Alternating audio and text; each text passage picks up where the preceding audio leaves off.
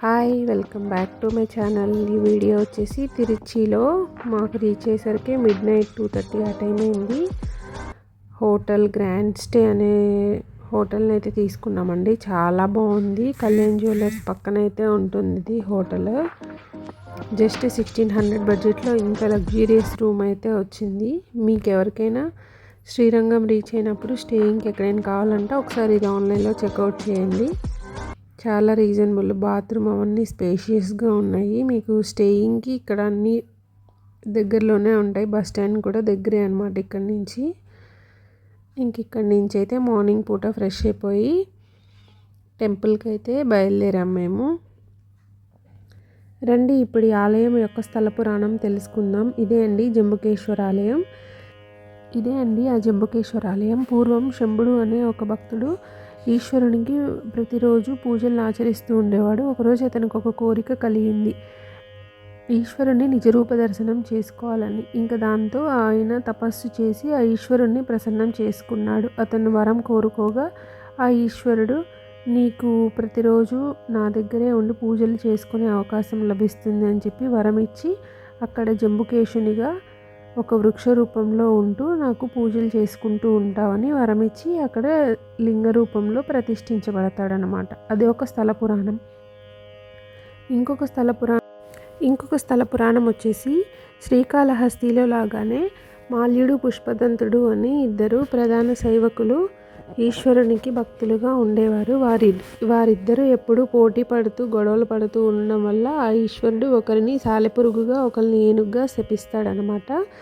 అప్పుడు ఆ సాలెపురుగు ప్రతిరోజు ఆ జంబుకేశ్వర ఆలయంలో ఈశ్వరునికి పైన ఆకులు పూలు అవేవి పడకుండా దాన్ని సాలె గూడుతో అది మొత్తం అల్లి ఉంచేదనమాట. ఆ ఏనుగు వచ్చేసరికి ఆ ఏనుగు చూసి దాని కోపంతో ఈశ్వరునికి ఎంగిలిగా ఇదంతా అల్లి చేస్తావా అన్న కోపంతో అదంతా తీసి పడేసి కావేరీ నది నుంచి ఆ జలాన్ని తీసుకువచ్చి ఈశ్వరునికి అభిషేకం చేసి ఫలపుష్పాలతో అలంకరించేదనమాట.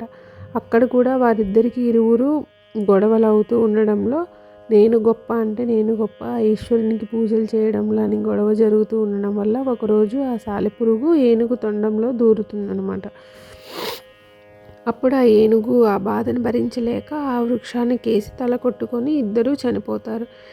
ఇద్దరూ స్వర్గప్రాప్తిని పొందినప్పుడు కానీ ఆ సాలెపురుగుదే తప్పు అవ్వడం వల్ల మళ్ళీ భూలోక దర్శనం అయితే జరుగుతుందన్నమాట. అప్పుడు భూలోకంలో జన్మించినప్పుడు పుష్పదంతుడు అనే ఒక యువరాజుగా జన్మిస్తాడు. అతనికి ఆ పూర్వజన్మ అంతా గుర్తుకు రావడం వల్ల ఆ జంబుకేశ్వరుని వెతుక్కుంటూ ఈ స్థలానికైతే చేరుకొని అక్కడ ఒక పెద్ద గుడిగా అయితే నిర్మిస్తాడనమాట. ఇంత పెద్ద గుడి, ఇంత ప్రాకారాలు ఉన్న గుడిలో గర్భగుడి మాత్రం చాలా చిన్నగా ఉంటుందండి. జస్ట్ 4 అడుగుల వెడల్పు, 2.5 అడుగుల ఎత్తు మాత్రమే ఉంటుంది. లోపల స్వామివారిని దర్శనం చేసుకోవడానికి ఎందుకు అంటే అతనికి ఆ పూర్వజన్మ అంతా గుర్తుకు రావడం వల్ల ఆ ఏనుగు ఇంకెప్పుడు ఈశ్వరుని దర్శనం చేసుకోవడానికి రాకూడదు అన్న కోపంతో గర్భగుడిని అలా నిర్మించారని చెప్పేసి అది ఒక నానుడి అండి. తర్వాత కాలంలో రాజరాజ చోళులు, పల్లవులు, విజయనగర సామ్రాజ్య రాజులు వీరందరూ ఈ గుడిని ఇంకా పెద్దదిగా నిర్మించారనమాట. అయితే ఈ గుడిలో అమ్మవారు కూడా ఉంటారు. స్వామివారు పశ్చిమ ముఖంగా మనకి దర్శనం ఇస్తారు. ఈ గుడిలో అమ్మవారు అఖిలాండేశ్వరిగా మనకైతే దర్శనమిస్తారు. ఈ ఈశ్వరునికి పార్వతీదేవికి ఇక్కడ మాత్రం వివాహ సంబంధం ఉండదండి. ఆ ఈశ్వరుడు అమ్మవారికి శివబోధ చేస్తూ ఉండడం వల్ల గురు శిష్యుల సంబంధమే ఉంటుంది కాబట్టి ఇక్కడ మాత్రం కళ్యాణం జరిపించారనమాట. ఇక్కడ ఆ ఏనుగులు అప్పటి నుంచి వస్తుంది కాబట్టి ఆ ఏనుగు స్వామివారిని దర్శించుకోవడానికి వీలుగా ఇప్పటికీ కూడా 2 ఏనుగులు అయితే ఉంటాయండి అక్కడ. ఒకటి ఆండాల్ ఏనుగు, ఇంకొకటి అఖిల.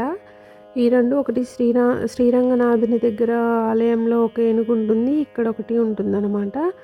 ప్రతిరోజు మధ్యాహ్నం కావేరీ నది నుంచి కుండలో జలాన్ని తీసుకొచ్చి స్వామివారికి అర్పించి పూలమాలలు వేసి పూజ అయితే చేస్తారన్నమాట రోజు.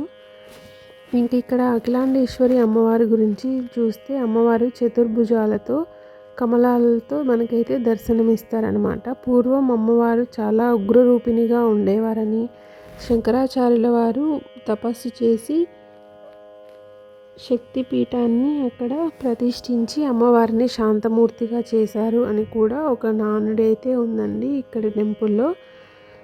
ఆ అమ్మవారి గుడి దగ్గరే ఆ విఘ్నేశ్వరుని ఆలయం కూడా ఉంటుందన్నమాట. ప్రధానమైన మండపాలు ఇక్కడ మనకు చూడొచ్చు అమ్మవారు ఎంత ఉగ్రరూపిణిగా ఉన్నారనేది.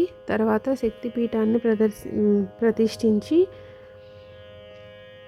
అమ్మవారిని శాంతరూపిణిగా అయితే చేశారని ప్రసిద్ధి అండి. ఇక్కడ అమ్మవారి దర్శనం కూడా లభిస్తుంది. మొబైల్స్ అయితే ఎలో లేదండి ఇక్కడ. చూడండి పూర్వం ఎలా పూజలు అందుకునేవారో ఈశ్వరుడు. ఏనుగు సాలెపురుగు భక్తికి.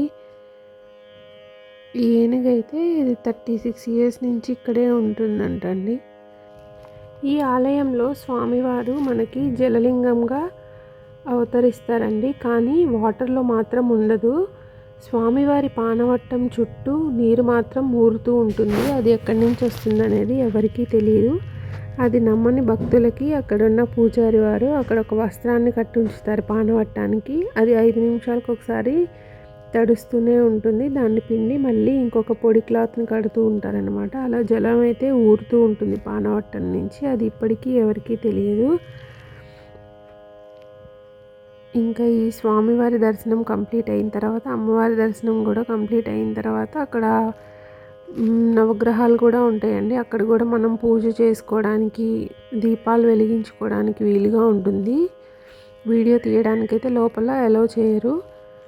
ఇవన్నీ అయితే చూసి కంప్లీట్ చేసుకొని ఆ ఏనుగు దర్శనం కూడా చేసుకొని రండి. వీటన్నిటి గురించి ఇన్ఫర్మేషన్, స్థల పురాణం గురించి, ఆ ఏనుగు అమ్మవారు, వీటన్నిటి డీటెయిల్స్ గురించి మీకు కానీ నచ్చినట్లయితే ఈ information please like and subscribe to my channel. Thank you for watching. Next వచ్చేసి రంగనాథుని గురించి చూద్దాం. ఇంతే వీడియో. Bye bye.